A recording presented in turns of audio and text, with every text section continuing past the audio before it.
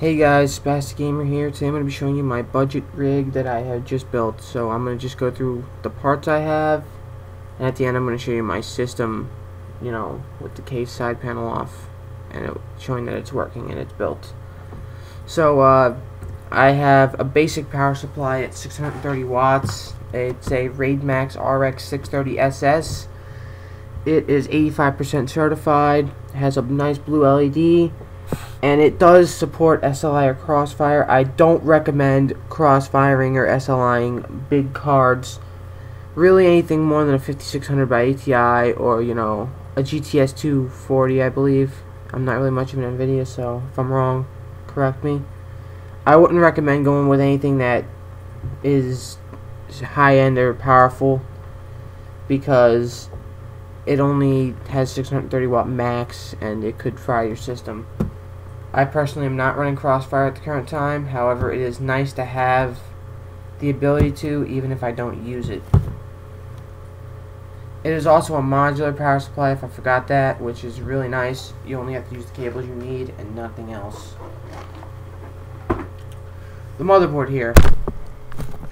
This is an ASRock M3A77 ODE motherboard with Phenom 6-core support, DDR3 at 1600 megahertz. It has eSATA. It supports 140 watt Phenoms.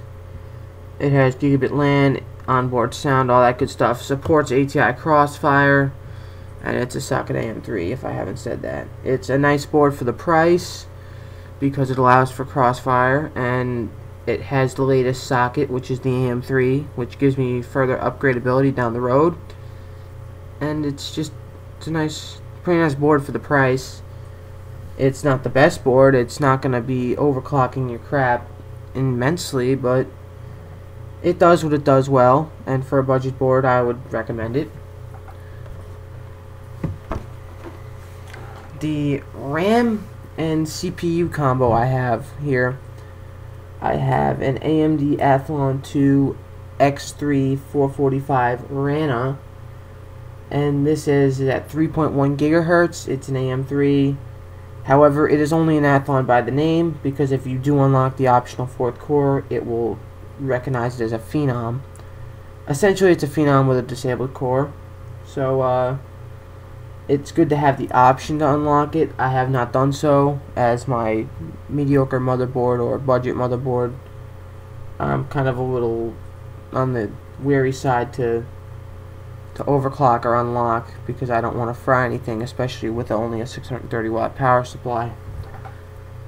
The RAM is Guile Black Dragon DDR3 1600 megahertz gaming RAM, with the latencies at 999 and 28. Not the highest latency, but you definitely get the added speed of DDR3 at 1600 megahertz. It has really nice red LEDs, so it looks cool as well. It works well. It doesn't bottleneck my system, so that's always good, because you gotta watch out for bottlenecks. And so there we go. And I've been saving the best for last. I purchased a Sapphire Radeon HD 5750 1 gig. I was originally going to go with a 1 gig 5670, but looking at the prices and looking at the performance, I said for the extra 20 or 30 bucks, you are definitely better off getting the 5750. It supports, iFinity, which is 3 monitors, has a display port, 2 DVIs, and a HDMI port with sound pass-through with no extra need. It supports Crossfire, all that good stuff. It's the 1 gig version, which is obviously better than a 512 version. So there we go. That's basically all the parts in my system, apart from my wireless LAN card, which is a Zonat, just a PCI wireless adapter. This one's kind of funny, to be honest, because it worked well at my friend's house, worked perfectly fine, was pretty quick. However, when I brought it to my house, it was slow, and I couldn't figure out why. I don't know if it's just the fact that my house is concrete and we have a lot of walls in between this and the router, or if it's the fact that this router and this card are yeah, just don't really like each other because I have a Linksys router for some reason. So what I do instead is I use this Linksys wireless, USB adapter, and I get much better speed for some reason. Your guess is as good as mine. I don't know why. I tweaked it for days, but I don't really care. And as you can see, like I said, I was going to show the system at the end to actually show you that it's working. I don't have my monitor plugged in right now, but if I plug my monitor in real quick, which I don't really want to because I have to twist my case around, so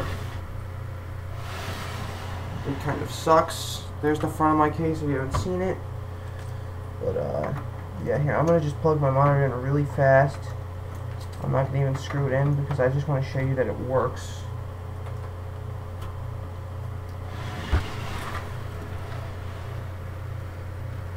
And if you look at that, if I move to the monitor, the computer works. Even though it's on that screen, it's because I have nothing else attached to it. But, you can see that the computer actually does boot up and work. Overall, what are my thoughts on this whole system as a whole?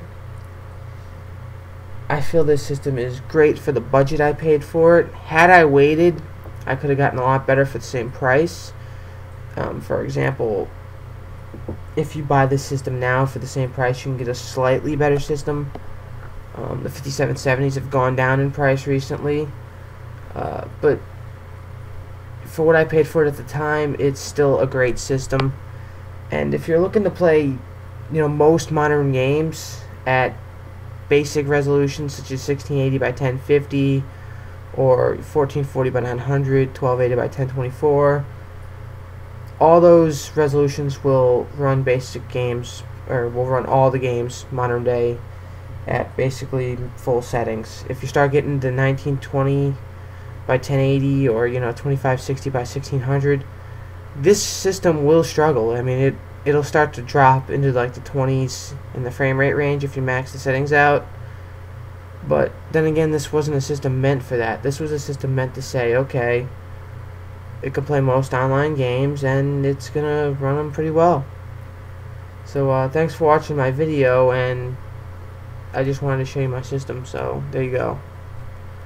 Thanks for watching. SpazticGamer out, and look for some new gameplay videos coming here in the next coming months.